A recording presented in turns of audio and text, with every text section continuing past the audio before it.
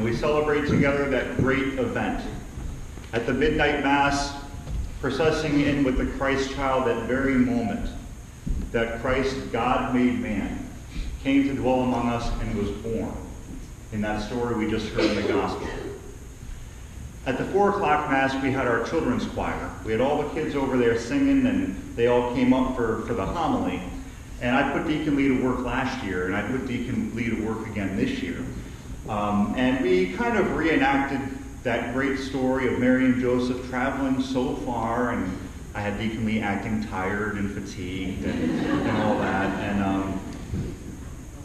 And then the whole notion of them tired going to the inn, Mary with child, and the innkeeper. There is no room at the inn. So the kids had fun yelling at Deacon Lee, there's no room in the inn. And then Deacon Lee would walk to the Hilton, and then the same thing would happen, and then walk to the Holiday Inn, and the same thing would happen. But I think that the innkeeper gets a bad rap. The innkeeper, there's no room at the inn. We can base an entire homily on, well, we need to make rooms for Christ in our lives. Why do we have the doors closed? But if we look a little bit deeper, the innkeeper must have said, there's no room, Mary and Joseph, but. There's no room, but I know of a place. I have this manger. It's a little bit far-fetched, but I know that, Mary, you're going to be with child, and you need the baby to be warm. There's all these animals there. It's not perfect. It's not ideal, but this is what I can do for you. He opened himself up beyond kind of the superficial or the small. Yes, I don't have rooms, but I'm going to be a little bit creative and welcome you into my midst still. But we think if Jesus was just born in a room or in an inn, that's a very private affair. The fact that Jesus was born out in Bethlehem in the middle of a cow field in a manger gives us a very deep theological truth about who indeed Christ is and why he came. He didn't come for a closed group of people. He came outside and was glorified. What we hear the angels saying, glory to God in the highest, that great manifestation of Jesus Christ was outside for all people.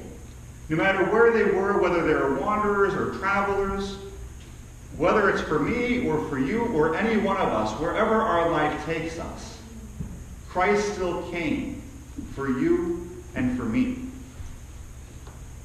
And what a deep truth that is, because we can wander so far in our lives, and still he chose to came.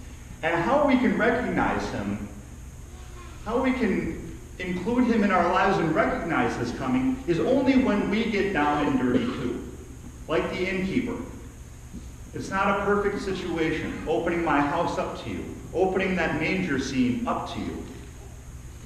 But that down and dirty brought that great manifestation and that great glory of God. The same thing in our own lives. During the Advent season, we try to open our hearts more and more to recognize where Christ already is. Christmas happens in our lives every day. But yes, sometimes we are too close, and we say, well, I really don't have what it takes to give anything, so I just keep to my close inner circle. But what do we know at Christmas time? When we give to the poor, the marginalized, when we include into our family those that have nobody, that brings the depth, that brings the joy, that brings the true spirit and the true meaning of this holiday. When we go above and beyond what we think that we may be capable of.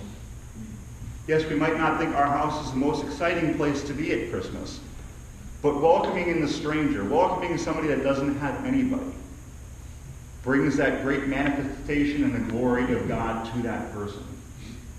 We're not called to be closed inner circle people. Like Christ born out in the middle of nowhere in Bethlehem, we are called to be for all people too, because he was there for us. We have received that greatest gift in the world, Christ himself, our Redeemer. And that's why we give gift of ourselves to others. At the 4 o'clock Mass as well, we had a shuttle service going back and forth from the Creative Little Angels Daycare. And I was very humbled. The bus pulled up, and the lady looks at me, she says, "Are you the one in charge?" And I'm not used to that, so I said, well, I guess I'm the one in charge. And she says, okay, well, when the bus company sends you the bill, just only pay for the fuel I'm donating my labor. I'm donating my time for the church because this is Christmas.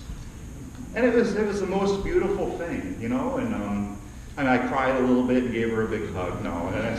It was just so beautiful in the true meaning of what this is. We have all received gift, and we give gift to one another. Because Christ has come for all, not just a select few. So on behalf of myself, Deacon Lee, Deacon Bob, and the staff, Merry Christmas. God became man, dwelt among us.